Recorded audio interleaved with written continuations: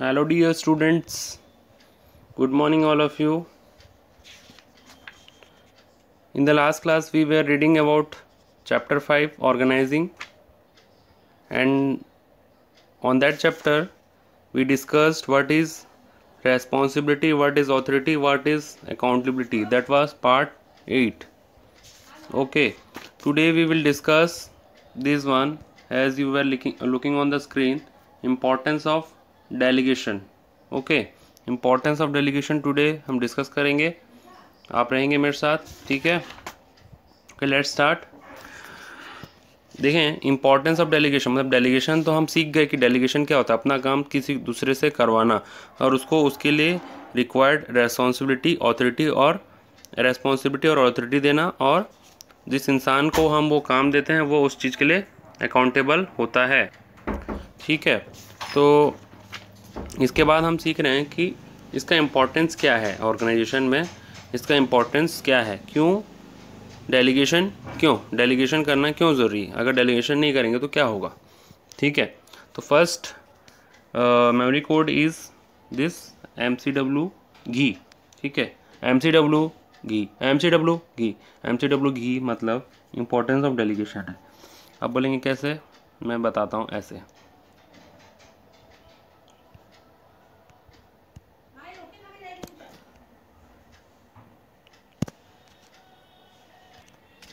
See how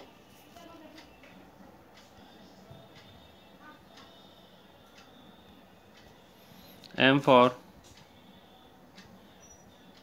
effective management. Okay, M for effective management, M for management effective, ठीक है। C for what? C for better coordination, जो pink से highlight दिख रहा है वो। W for reduce workload reduce, ठीक है। G for growth, H for hierarchy, basis of hierarchy, E for employee development, next E for employee motivation, clear है। तो दिस कंप्लीट्स MCW घी। अब इसके अंदर का कंटेंट हम देखेंगे कि क्या है। देखिए एक बार फिर से, M for effective management, C for coordination, W for workload, G for growth of organisation, H for basis of hierarchy, E for employ development, E for employ motivation, ठीक है। तो this is MCW G, importance of delegation, ठीक है। अभी हम discuss करते हैं point by point कि कैसा है, ठीक है। तो अब देखेंगे कि पहला जो पॉइंट है,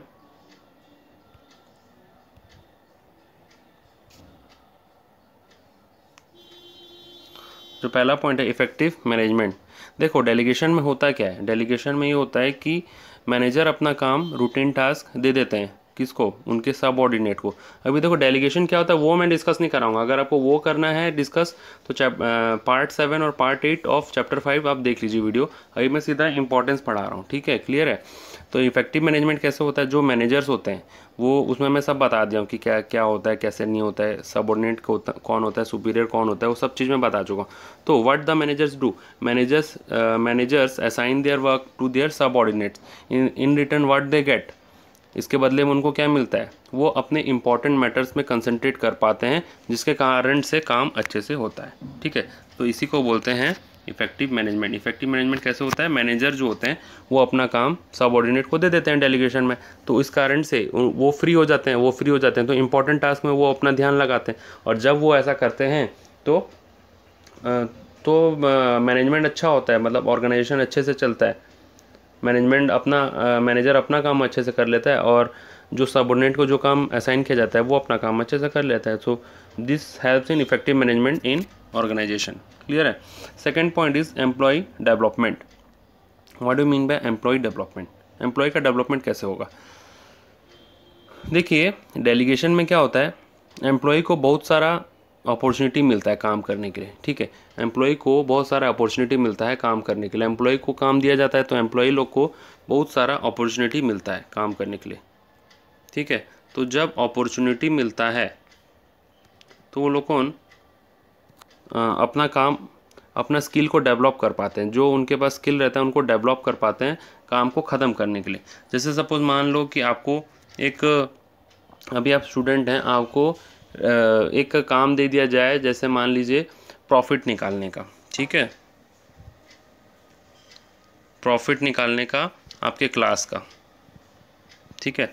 जैसे आपके क्लास का जो फ़ीस स्ट्रक्चर है, आप स्टूडेंट्स हैं, आपके क्लास का जो फ़ीस स्ट्रक्चर, आप जितना फ़ीस देते हैं उसमें से माइनस कर देंगे एक्सपेंसेस। ये तो आप अकाउंट्स में कर रहे होंगे, तो इसमें से माइनस कर देंगे एक्सपेंसेस, जैसे कि टीचर्स का सैलरी, इलेक्ट्रिसिटी, रेंट वगैरह सब कुछ। तो इन रिटर्न आपको क्या मिलेगा? प्रॉफिट। तो वो चीज़ आपको ये काम दे दिया जाए कि आपको क्लास का प्रॉफिट निकालना है, ठीक है। तो इससे क्या होगा, आपको एक नया चीज़ सीखने को मिलेगा, आपको अपना टैलेंट को यूटिलाइज़ करने का मौका मिलेगा, ठीक है। तो एक अपॉर्चुनिटी आपको मिलेगा। तो यही चीज़ एम्प्लॉय लोग के साथ भी होता है, उनको अपॉर्चुनिटी मिलता है और वो अपॉर्चुनिटी को यूज़ करके वो लोग अपना स्किल को डेवलप कर पाते हैं। स्किल मतलब उनके पास जो कला है, ठीक है। क्लियर है ये चीज़? ओके। तो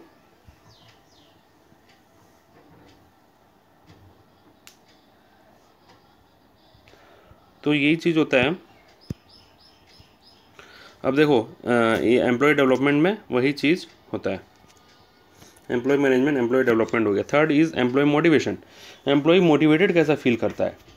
एम्प्लॉय मोटिवेटेड कैसा फील करता है? जब वो काम मैनेजर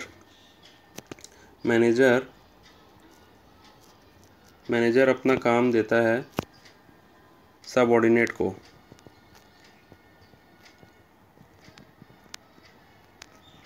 मैनेजर ने अपना काम दिया सबऑर्डिनेट को, तो अब मैनेजर ने अपना रेस्पॉन्सिबिलिटी और ऑथोरिटी भी दिया साथ में, ठीक है। मैनेजर ने जब काम दिया तो रेस्पॉन्सिबिलिटी और AUTH ऑथोरिटी दोनों दिया। तो जिस कारण से उनको ऐसा लगता है कि हम भी इस ऑर्गेनाइजेशन के हिस्सा बन गए, हमको भी पावर दिया जा रहा है, हमको भी रेस्पॉन्सिबिलिटी दिया जा रहा है, और वो लोग मोटिवेटेड फील करते हैं, ठीक है। थर्ड पॉइंट है ग्रोथ ऑफ ऑर्गेनाइजेशन। ऑर्गेनाइजेशन का ग्रोथ कैसे होगा? ऑब्वियस सा बात है, जब मैनेजमेंट अच्छा से होगा और डिवीज़न ऑफ वर्क होगा, हर किसी को काम बांटा जाएगा, तो जो जिस काम में एक्सपर्ट होगा तो उसको उसका वही टाइप का काम मिलेगा उसके क्वालिफिकेशन के हिसाब से। तो डिवीज़न ऑफ वर्क होगा। And you all know chapter 2 में हम पढ़े थे, डिवीज़न ऑफ वर्क होने से स्पेशलाइजेशन होता है, और जब स्पेशलाइजेशन होगा तो ऑर्गेनाइजेशन का ग्रोथ तो होगा ही होगा, ठीक है। डिवीज़न ऑफ वर्क होता है, डिवीज़न ऑफ वर्क, उससे क्या होता है? स्पेशलाइजेशन, और जिस कारण से ऑर्गेनाइजेशन का ग्रोथ होता है। क्लियर है ये चीज़? आई होप आपको क्लियर होगा।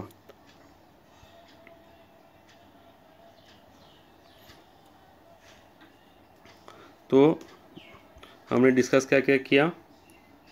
Effective management, employ development, employ motivation, organisation growth of organisation, ठीक है। तो हमने पढ़ा है M for management, E for employ development, E for employ motivation, G for growth. अब हम पढ़ रहे हैं बेसिस ऑफ हियरार्की। अब आप देख लेंगे डेलीगेशन में होता क्या है। सुपीरियर से सबऑर्डिनेट आता है रिलेशनशिप, सुपीरियर से सबऑर्डिनेट में आता है जिम्मा, सुपीरियर से सबऑर्डिनेट चलता है ये चीज़, ठीक है।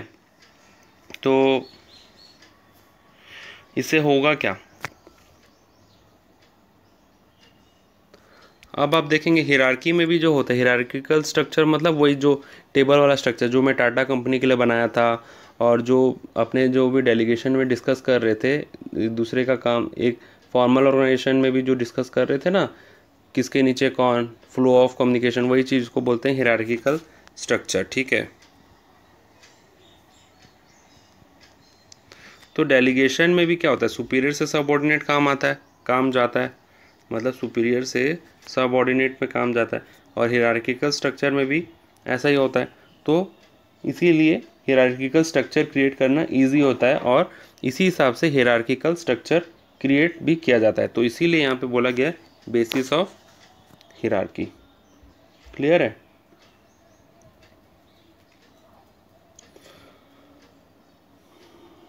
और इससे इनको ये भी पता चलता है कि कौन किसको रिपोर्ट करेगा। जो सबऑर्डिनेट है, सपोज ये सबऑर्डिनेट है, ये सुपीरियर को रिपोर्ट करेगा, ये चीज़ इसको इनको इसी से पता चलता है। ठीक है, तो बेसिस ऑफ हियरार्की मतलब क्या है? देखो डेलीगेशन में क्या होता है, सुपीरियर सबऑर्डिनेट को काम देता है, और हियरार्किकल स्ट्रक्चर में भी हम देखे थे कि ऐसा ही होता है, जो अपर लेवल से लोअर लेवल तक काम डिवाइड होता है। तो डेलीगेशन से हियरार्किकल स्ट्रक्चर क्रिएट करना बहुत इजी हो जाता है, और डेलीगेशन से और एक फ़ायदा होता है कि कौन किसको रिपोर्ट करेगा वो भी चीज़ पता चल जाता है। क्लियर है? ठीक है।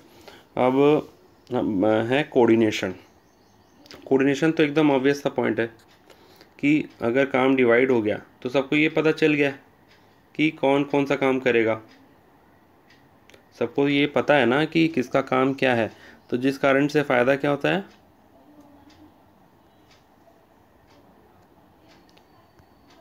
इस कारण से फ़ायदा ये होता है कि कोऑर्डिनेशन अच्छा होता है, कोई दूसरे के काम में दखल अंदाजी नहीं करता है, हर इंसान अपना अपना काम अच्छे से करता है।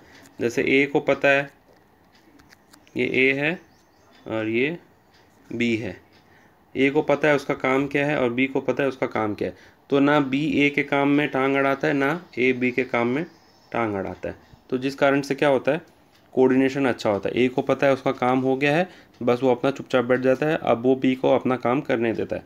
ठीक है, लाइकवाइज ये चेन चलता रहता है, सी डी ई सब अपना अपना काम अच्छे से करते हैं और लास्ट में बॉस को रिपोर्ट करते हैं। ठीक है, क्लियर है? आई होप ये चीज़ क्लियर होगा, बहुत ज़्यादा ऐसा कोई टफ है नहीं।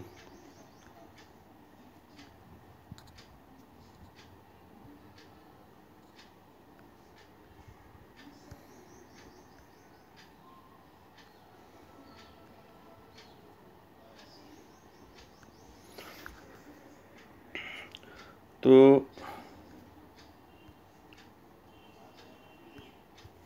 इसमें अब हमने पढ़ा क्या क्या है,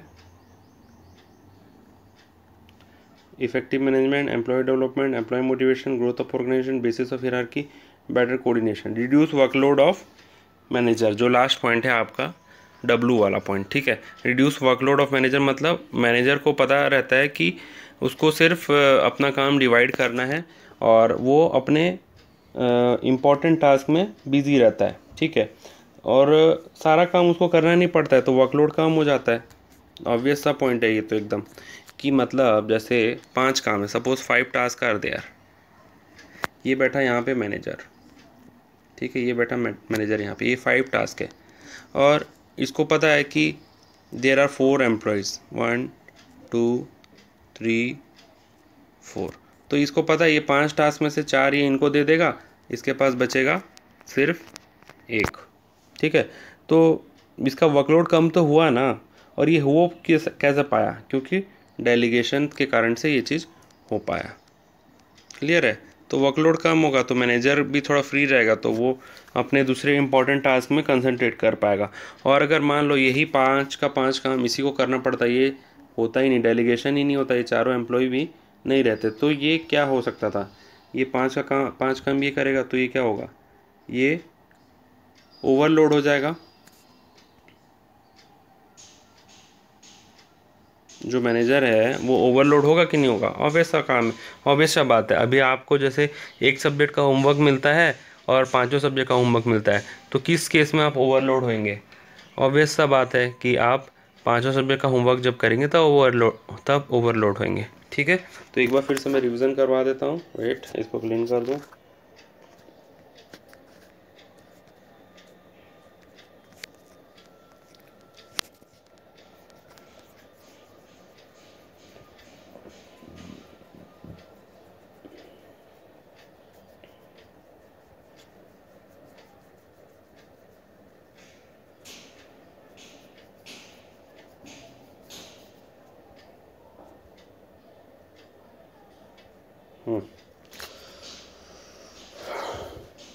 तो इम्पोर्टेंस ऑफ डेलीगेशन मतलब MCW ghee, E for M for effective management, C for better coordination, W for reduce workload, G for growth of organization, H for basis of hierarchy, E for employee development, E for employee motivation। तो MCW घी में हमने discuss किया था importance of delegation. तो effective management कैसे होता है? Effective management तब होता है जब सारा काम डिवाइड हो जाता है और जो मैनेजर्स होते हैं वो सिर्फ अपने इम्पोर्टेंट टास्क में फोकस करता है। ठीक है, तो इससे होता है इफेक्टिव मैनेजमेंट। और इसी से रिलेटेड एक पॉइंट है रिड्यूस वर्कलोड ऑफ मैनेजर। जब मैनेजर अपना काम डिवाइड कर लेते हैं तो वो उनको हल्का महसूस होता है, वो सिर्फ इम्पोर्टेंट टास्क में अपना काम करते हैं तो उनको बोझ जो है वो हल्का हो जाता है, उनका जो काम होता है वो डिवाइड कर लिया जाता है। तो ठीक है, एम्प्लॉय डेवलपमेंट, एम्प्लॉय लोग का डेवलपमेंट कैसे होता है? जब उनको अपॉर्चुनिटी मिलता है काम करने का तो उनको रिस्पॉन्सिबिलिटी और अथॉरिटी भी मिलता है, तो उनको अपना टैलेंट निखारने का मौका मिलता है, तो उससे एम्प्लॉय डेवलपमेंट होता है। एम्प्लॉय मोटिवेशन कैसे होता है? एम्प्लॉय लोग को जब रिस्पॉन्सिबिलिटी और अथॉरिटी दिया जाता है तो उनको ऐसा लगता है कि वो भी ऑर्गेनाइजेशन का हिस्सा है, तो जिस कारण से वो मोटिवेटेड फील करते हैं। ग्रोथ ऑफ ऑर्गेनाइजेशन कैसे होता है? जब सब कोई अपना अपना काम अच्छे से करेंगे, डिवीज़न ऑफ वर्क होगा, तो ऑर्गेनाइजेशन का ग्रोथ होगा। बेसिस ऑफ हिरार्की मतलब बताया था कि जैसे हिरार्किकल स्ट्रक्चर में सुपीरियर सबऑर्डिनेट के हिसाब से ऊपर से लेके नीचे तक का ऑथोरिटी डिसाइड होता है, वैसे डेलीगेशन में भी हम क्या करते हैं, जो सुपीरियर होता है वो सबऑर्डिनेट को काम असाइन करता है, तो इससे ये पता चलता है कौन किसको रिपोर्ट करेगा, जो कि हेल्प करता है हमको हिरार्किकल स्ट्रक्चर क्रिएट करने में। ठीक है, बेटर कोऑर्डिनेशन मतलब हर कोई अपना अपना काम पता है किसको कौन सा काम करना है, तो कोई किसी के काम में दखल अंदाजी नहीं करता, जिस कारण से डेलीगेशन के कारण कोऑर्डिनेशन अच्छा होता है। और रिड्यूस वर्कलोड ऑफ मैनेजर वाला पॉइंट बताया था, मैनेजर जो है, मैनेजर के पास 5 काम है तो वो 4 एम्प्लॉय को डिवाइड कर देगा, एक काम खुद करेगा तो उसका वर्कलोड हल्का होगा। So this is all about importance of delegation. I hope आपको सबको समझ में आया होगा। ठीक है, इसके बाद एक और टॉपिक है जिसको कि हम आज डिस्कस कर रहे हैं, इंपॉर्टेंस ऑफ डेलीगेशन में। किसी को कोई पॉइंट में डाउट होगा तो दे कैन आस्क, क्लियर है, दे कैन आस्क, कमेंट में पूछ सकते हैं या फिर मेरे को कॉल भी करके पूछ सकते हैं। अब मैं इसको मिटा देता हूँ, कट कर दूँ। आई होप आप सब लिख लिए होंगे, ये चीज़ नहीं लिखे हैं तो पॉज कर लीजिए, लिख लीजिए।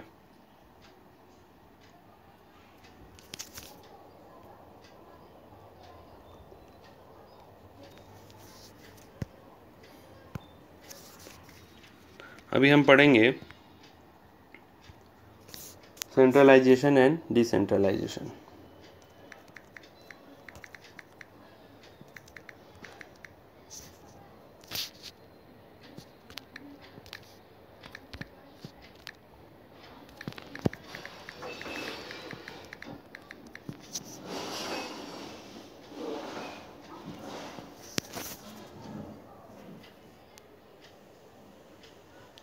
जो नेक्स्ट टॉपिक है ये, इसके बारे में आपको थोड़ा तो आइडिया होगा मेरे ख्याल से, हम डिस्कस किए थे चैप्टर 1 में भी आई थिंक। तो सेंट्रलाइजेशन और डिसेंट्रलाइजेशन का मतलब क्या होता है? Centralisation and decentralisation. Centralisation means concentration of power और authority in few hand.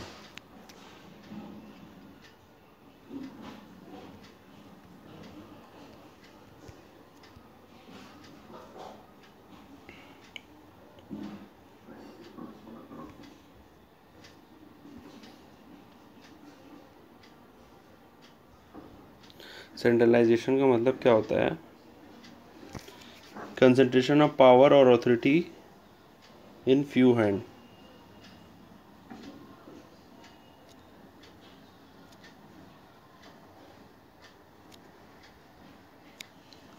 Concentration of power in few hands. ठीक है, एक बार लिख रहा हूँ, एक बार आप देख लीजिए, उसके बाद हम डिस्कस करेंगे इसके ऊपर, डोंट वरी।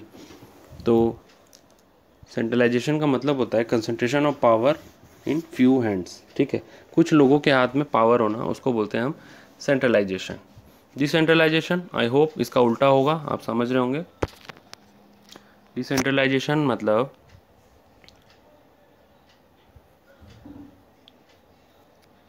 सिस्टमेटिक डिस्ट्रीब्यूशन,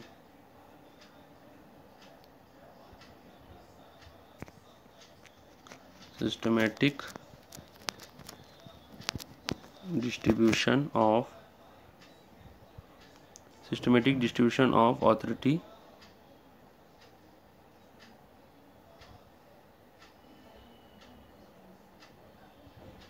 ठीक है। मतलब डिसेंट्रलाइजेशन जो है वो ऑथोरिटी को डिवाइड कर देना लोगों के हाथ में, उसको बोलते हैं डिसेंट्रलाइजेशन। तो आप अभी मेरे से पूछेंगे कि सर डेलीगेशन और डिसेंट्रलाइजेशन में कुछ तो नाता है, ठीक है। तो मैं बोलूँगा हाँ, इनका एक दूसरे का पहले का नाता है कुछ ना कुछ, वो हम डिस्कस करेंगे आगे रिलेशन में। लेकिन फ़िलहाल आप इतना समझ लें कि सेंट्रलाइजेशन मतलब क्या होता है और डिसेंट्रलाइजेशन मतलब क्या होता है, ठीक है। तो देखो सेंट्रलाइजेशन मतलब, जैसे अब मैं इस चीज़ को मिटा दूं, सेंट्रलाइजेशन मतलब concentration of power in few hand, decentralisation मतलब सिस्टमेटिक डिस्ट्रीब्यूशन ऑफ ऑथोरिटी और पावर, यहाँ पे पावर भी लिख सकते हैं।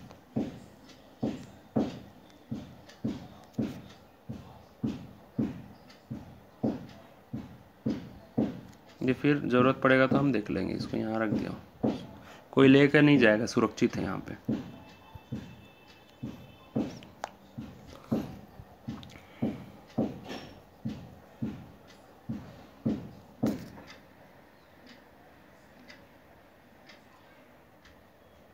अब there are various types of decision in company, company में बहुत सारे टाइप के डिसीजन लिए जाते हैं। कुछ एग्जांपल के तौर पे मैं यहाँ पे लिखता हूँ, जैसे फर्स्ट है फाइनेंस, मतलब पैसा कहाँ से लाएं, ठीक है, पैसा कहाँ से लाएं, ठीक है। दूसरा है न्यू प्रोडक्ट कौन सा,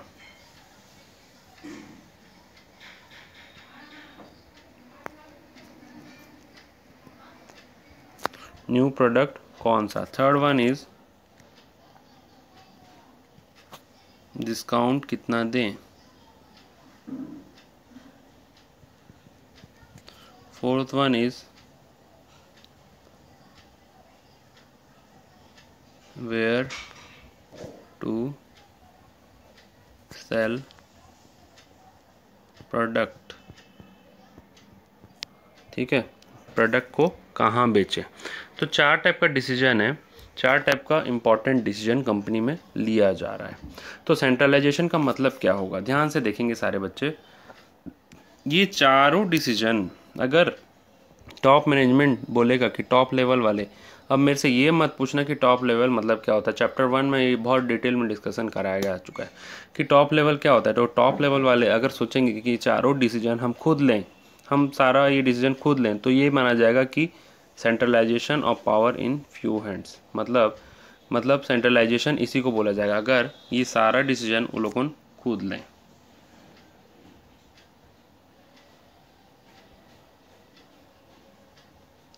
Centralization if top management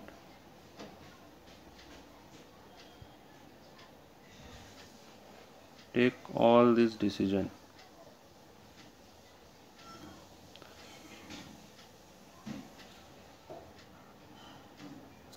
मतलब सेंट्रलाइजेशन कब माना जाएगा, सेंट्रलाइजेशन तब माना जाएगा अगर टॉप मैनेजमेंट ये सारा डिसीजन खुद अकेला ले, ठीक है। अब टॉप मैनेजमेंट में चाहे कोई भी हो तो उसको ये माना जाएगा कि सेंट्रलाइजेशन, ठीक है।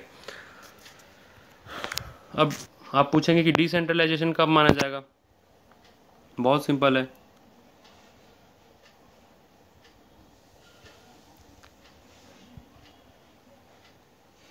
यहाँ पे मैं डी लगा देता हूँ। Decentralisation if top management does not take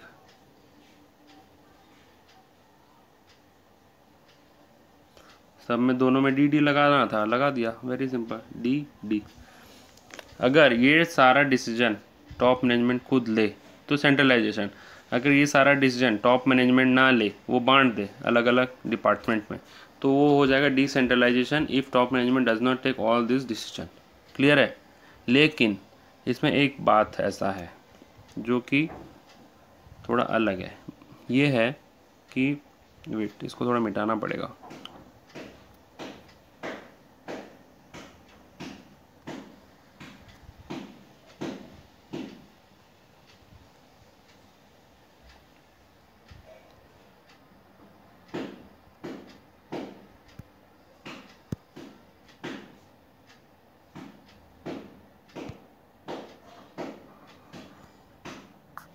देखिए,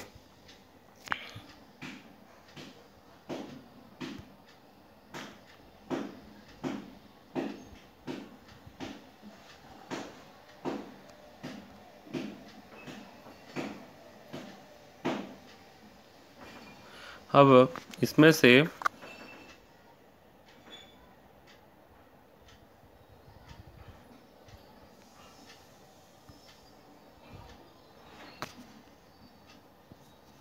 ये दो डिसीजन अलग है और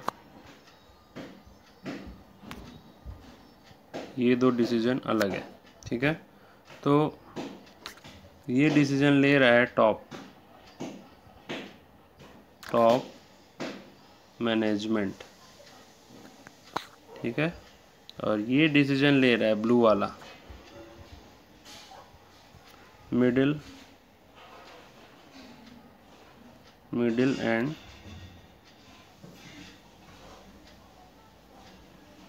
लोअर मैनेजमेंट, ठीक है? तो ये क्या होगा? अब आप बोलेंगे सर ये तो हमको समझ में नहीं आया कि ये क्या होगा, क्योंकि रेड वाला जो डिसीजन है वो ले रहा है टॉप मैनेजमेंट, और ब्लू वाला जो डिसीजन है 3 और 4 नंबर वाला वो ले रहा है मिडिल लेवल मैनेजमेंट। तो ये तो ना तो सेंट्रलाइजेशन है ना डिसेंट्रलाइजेशन।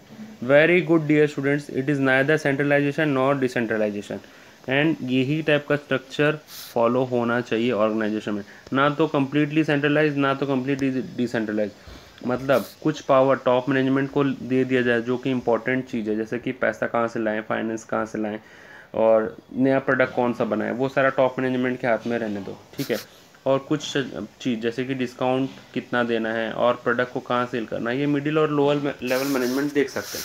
आपको देख के पता चल रहा होगा कि ये जो 3 और 4 नंबर डिसीजन है उतना ज़्यादा इंपॉर्टेंट नहीं है, ठीक है? मीडियम लेवल का है। और ये जो टॉप लेवल का जो डिसीजन है, बड़ा डिसीजन है, 1 और 2 नंबर जो है थोड़ा सा इंपॉर्टेंट डिसीजन है। तो इसको बोलते हैं mixed policy of centralisation and decentralisation. तो यहाँ पे मैं लिख देता हूँ mixed policy, it is mixed policy.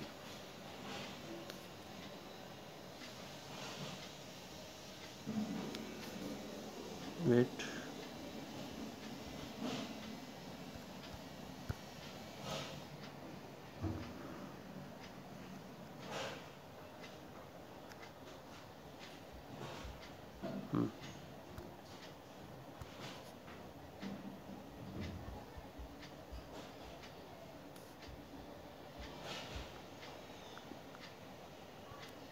It is mixed policy कि मतलब ना तो ये सेंट्रलाइजेशन है ना decentralisation, it is a mixed of both, ठीक है?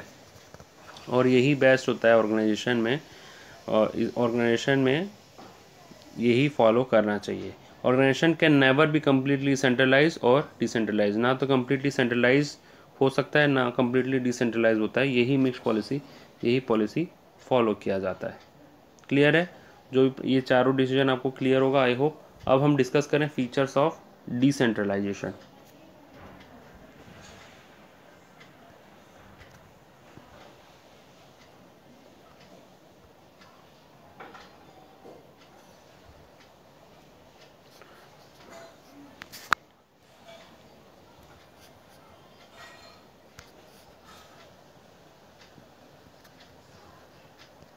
बहुत ही सिंपल है फीचर। डिसेंट्रलाइजेशन मतलब आपको समझ में आ गया कि पावर को छोटे लेवल में बांट देना, तो फीचर्स में पहला फीचर्स जो आपके बुक में दिया है, decentralisation is much more than mere transfer of authority.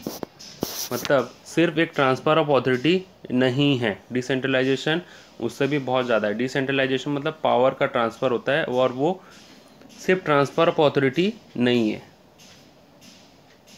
Not मियर transfer of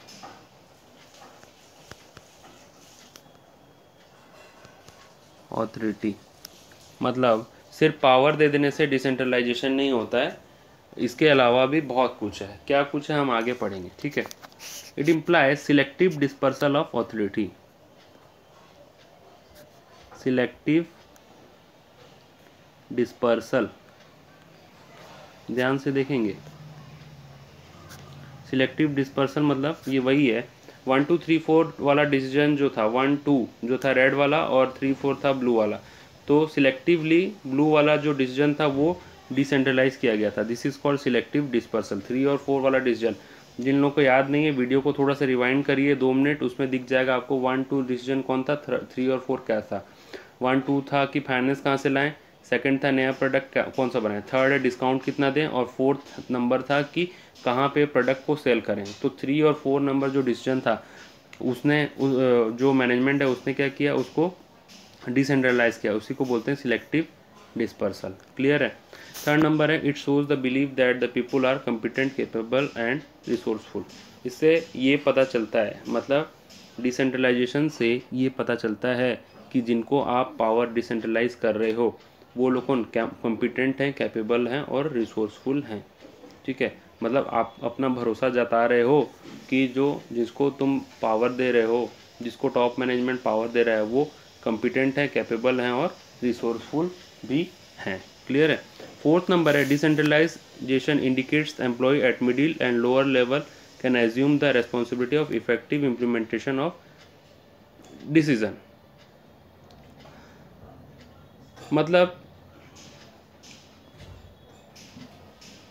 इससे ये भी पता चलता है कि जो एम्प्लॉई हैं मिडिल और लोअर लेवल में वो अच्छे से काम कर पाएंगे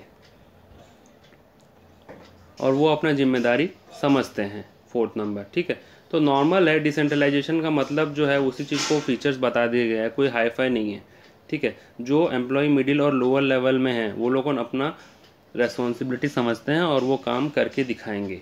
ठीक है। फिफ्थ है, decentralisation recognise the need of authority for decision maker. जो डिसीजन मेकर हैं, जो टॉप लेवल मैनेजमेंट है,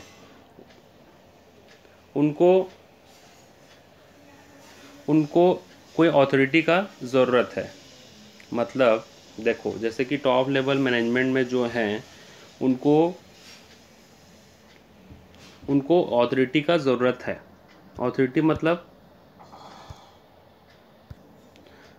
देखो, जो टॉप लेवल मैनेजमेंट है, जो बॉस हैं, उनको ये पता है कि वो लोग डिसीजन मेकर हैं। ठीक है, तो उनको भी कोई ऐसा इंसान चाहिए जो कि उनका जिम्मेदारी संभाले। तो उसी चीज़ को बोला गया है, decentralisation recognise the need of authority for decision maker. तो डिसेंट्रलाइजेशन से ये पता चलता है कि कौन वो जिम्मा लेगा। ठीक है। लास्ट फीचर ये है कि the top management carefully select those decisions which will be pushed down to lower level management and that those to be retained at higher level। जैसे कि मैंने एग्जांपल में बताया था, 1 और 2 नंबर का डिसीजन जो था, 1 नंबर ये था कि फाइनेंस कहाँ से लाएं और सेकंड नंबर ये था कि कौन सा नया प्रोडक्ट बनाएं। वो टॉप मैनेजमेंट चाहता है कि वो खुद वो डिसीजन ले, तो वो अपने हाथ में रिटेन करके रखेगा एट हायर लेवल में। और थर्ड और फोर्थ नंबर जो डिसीजन था कि डिस्काउंट कितना दें और प्रोडक्ट को कहाँ सेल करें, फोर्थ नंबर ये था। तो ये दोनों जो डिसीजन था थर्ड और फोर्थ को, this will be push down to lower level. Lower level मतलब मिडिल और लोअर लेवल में ये काम बांट दिया जाएगा। तो डिसेंट्रलाइजेशन से यही पता चलता है। ठीक है, आई होप आप सबको समझ में आया होगा। आज के क्लास में हमने पढ़ा इंपॉर्टेंस ऑफ डेलीगेशन, और उसके बाद हमने पढ़ा सेंट्रलाइजेशन क्या होता है, डिसेंट्रलाइजेशन क्या होता है, और डिसेंट्रलाइजेशन का फीचर्स हमने पढ़ा था। I hope you all understand. Thank you very much for your patientful listening. Have a good day. Bye bye.